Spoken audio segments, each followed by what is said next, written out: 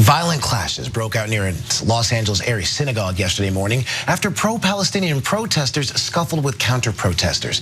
Police in riot gear showed up to try to restore order, and as you can see, video online shows punches being thrown and people wrestled to the ground. Pro-Palestinian protesters clashed with counter-protesters near a synagogue in Los Angeles on Sunday this past weekend. And while violence did break out, there were scuffles. What's being ignored is what was actually being protested. The protesters didn't show up to protest Jewish people at a synagogue. They were protesting a very specific event. Now, CNN reports that the organization called My Israel Home was hosting an event at the Adas Torah synagogue. Protesters who had a problem with illegal settlements in the West Bank being part of the sales were blocking the entrance to the synagogue. And here is a flyer of the event, which obviously alerted the protesters, enraged them, and led to them deciding to stage a protest in front of the synagogue. So it was obviously advertised by the Jewish Journal, as you saw from that flyer. And My Israel Home markets real estate in Israel and in the West Bank, meaning the illegal settlements that were built by Israelis in the West Bank. And so there's a lot of talk about the violence, Cenk, the violence of the protesters clashing among one another, but not a lot of talk about the violence of stealing Palestinian land, driving them out of their homes and building illegal settlements, which are then resold through these events that take place in the United States. Yeah, so look, I have mixed feelings about this one. First of all, terrible idea to go protest in front of a synagogue. I get it, there was no religious event there. That's super important, I'm gonna get back to that in a second. But the optics of it are bad, both from a keeping us united perspective, hence moral, etc., all the different things that you say about that. Secondly, from a strategic perspective, right? So you go in front of a synagogue and it feels divisive. And so I don't think it's a good idea.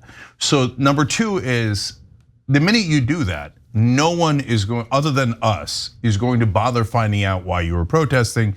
Everyone in mainstream media is going to smear you as anti-Semites. They're going to smear every single person involved in the peace process as an anti-Semite. And you might think, yeah, that's Tuesday. They do that anyway. But especially if you go in front of a synagogue to do it, and it's going to create an issue. So I don't love the idea, to say the least. So now, having said that, Anna's absolutely right. It was not a religious service at all. They were not targeting Jews in general. And if you heard that, that's just not true. They were going to protest West Bank settlements, and they're kind of glorifying it. I mean, it's a real estate event, really. And it's a real estate event where they're like, okay, after we steal the Palestinian land, you guys can buy it for cheap, I presume. I don't know what the deal is, right? I don't know how they're going to execute the theft and how much they're going to celebrate as they steal the land and then go to annex it. And so that's just in the New York Times today. Smotrich admitting, yeah, we're going to annex the West Bank. We've already taken several different steps to annex it. So I guess soon they'll be selling all of the West Bank. But we're not supposed to complain about it. And if you do, of course you are, and everybody can finish the sentence. Anti-Semite, right? So, and then finally, I watched all the videos that were available on social media.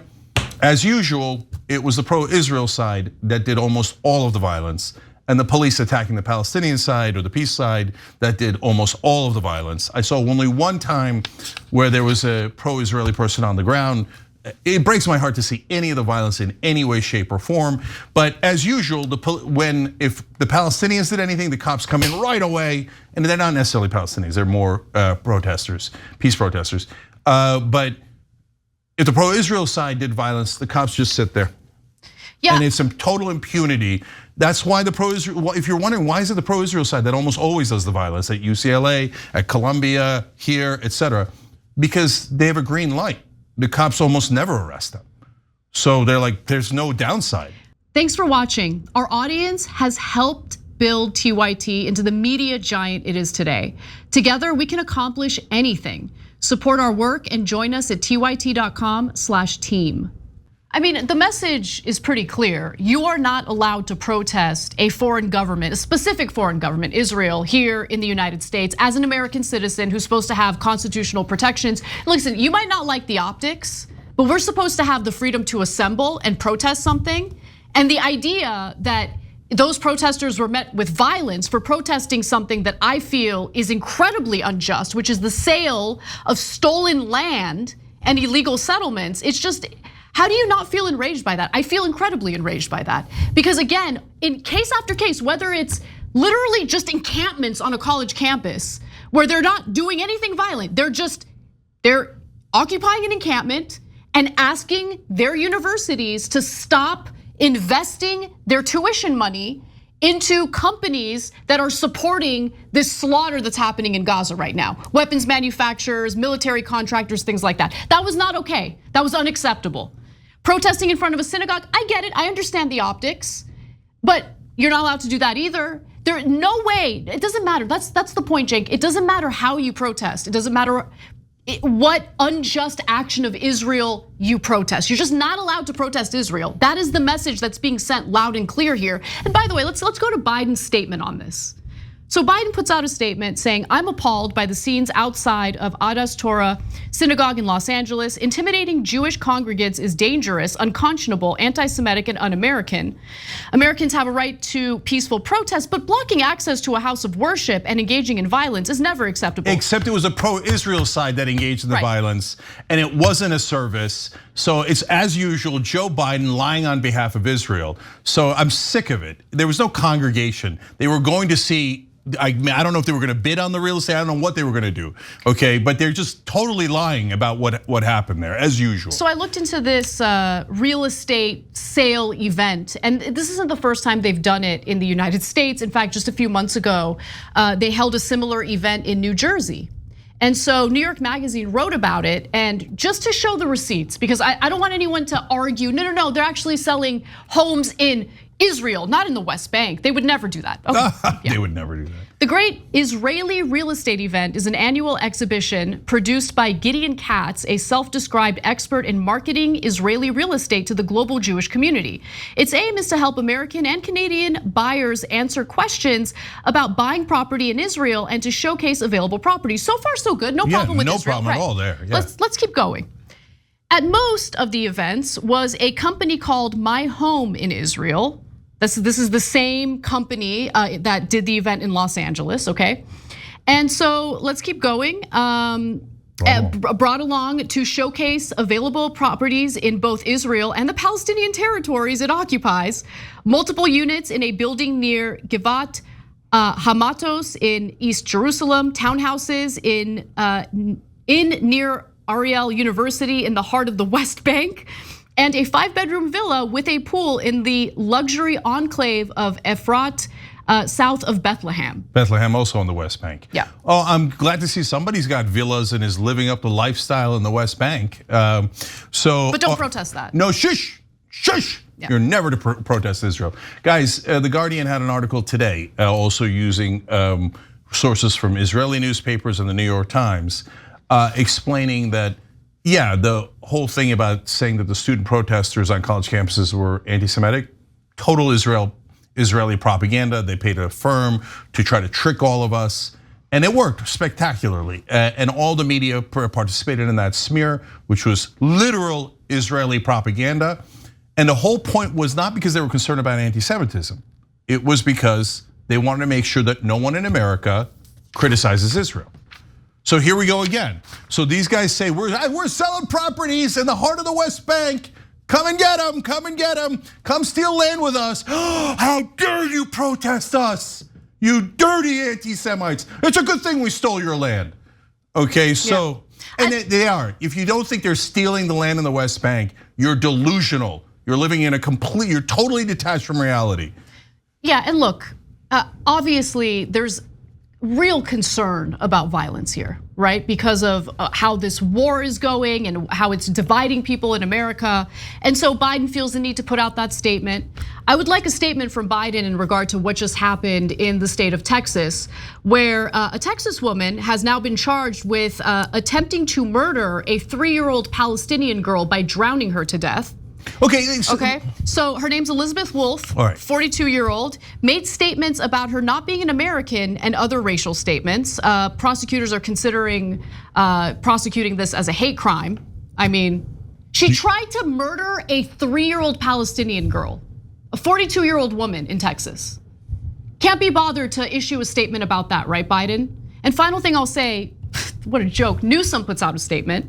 The violent clashes outside of the synagogue in Los Angeles are appalling. There are violent clashes on the streets of your state every single day, and you have done nothing about it, Gavin Newsom. Nothing about it. Not related to this war, not related to Israelis versus Palestinians, but related to you shutting down state prisons without any plan for those people that you released out into the streets, okay, who cause mayhem, who cause violence, but you can't be bothered with that. You can't be bothered with that. Spare me about the concern about violence on the streets of Los Angeles.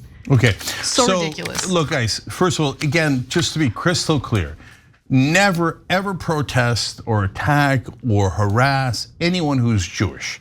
This has nothing to do with religion.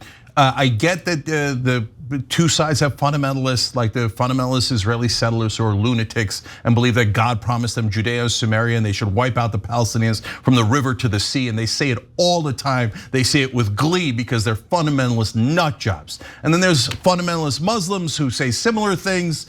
I get that that's a giant part of it. But for us here in the peace movement, we love our Jewish brothers and sisters. We love our Muslim brothers and sisters and all of us together, okay? So that's why I say I don't like the optics. Now, having said that, I want you to just focus on these two last things.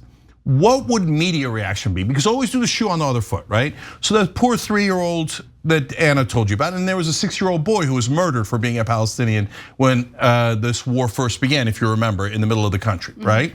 The landlord found out that he was a Palestinian, he murdered that poor kid, right? Yep. Now, did you hear that story? I hadn't even heard the 3-year-old story. So those are just a blip, just tiny, tiny, tiny little news events because Muslim lives don't matter. Now imagine if it was a 3-year-old Jewish kid that a Palestinian tried to drown, or a 6-year-old Palestinian that was murdered. By the way, the 6-year-old was not murdered by anyone Jewish or pro-Israel, just a guy who heard in media that the Palestinians were no good terrorist savages and needed to be killed, okay? So now, if it was Jewish kids who had been killed, do you think that would have been the largest news story in the country? If you say no, you're being obviously disingenuous. It would have been by far, and do you think the peace protesters would have been blamed for it? Every peace protester, everyone who's ever criticized Israel would be blamed for killing those kids, right? Last thing is about the synagogue itself. So I always think about, okay, then what if it was a mosque? And inside the mosque, they were saying, why don't we go steal Jewish land in Tel Aviv and then auction it off to you guys? Now, I would still tell pro-Israel protesters, don't go in front of the mosque, just like I'm doing here. It's gonna create a clash and it's gonna look like Jewish people attacking a mosque. Don't do that, right? Same exact thing I'm telling the peace protesters in this case. Now, having said that, how do you think the media would cover it? Would they cover it as, oh, I can't believe these pro-Israel or these Jewish Americans, etc., went and invaded a mosque or attacked a mosque and the Islamophobia is out of control? No, the story would be about, oh my God, they're gonna steal land in Tel Aviv and they're just gonna sell it to the people who come to this mosque? What outrageous savages these Palestinians are. Look at how terrible they are. I bet they're all terrorists. So look, I'm up to here with the hypocrisy. I'm trying to get everybody to get along. I'm trying everybody to focus on being Americans together, one united tribe, all of us together. But meanwhile, media separates us every day and then tells us you don't believe your lying eyes. Israel is always right and they can take any land they want on the West Bank. And if you protested, you're the hateful one. They should be allowed to kill 37,000 Palestinians, 15,000 kids. They should be allowed to do anything they want and you have to pay for it. You have to pay for it. You have to, give me your money out of your pocket. I'm gonna send it to Israel so they can kill more Palestinian kids. But if you complain about it, you're an anti-Semite. That's ridiculous, absolutely preposterous. So that's what's happening in America. We're brave enough to say it and our members allow us to say it. So thank you to all of our members that keep the show on the air because without you guys, there's gonna be nobody that's telling you the truth. All you'd hear about this is what you heard on CNN. I like Van Jones, but what he said today was unconscionable. It was a disgrace, an absolute disgrace. He said that what happened in front of the synagogue was a pogrom. Jesus Christ, man. Outrageous, unbelievable. He should definitely apologize for that. And has any media outlet apologized for all of the lies that they have told on behalf of Israel? UNRWA never worked with the Hamas. That was a giant lie. The peace protesters were not anti-Semitic. Israel paid for the propaganda to label them anti-Semitic. Are any of you guys going to do retractions for that? New York Times, Washington Post, CNN, MSNBC, Fox News, are you all doing retractions? None of you are going to do it because you're not in the news business, you're in the propaganda business. If you enjoyed this video, that's because of our members. They make us independent, they make us strong, and they make us honest. Become a member today by hitting the join button below.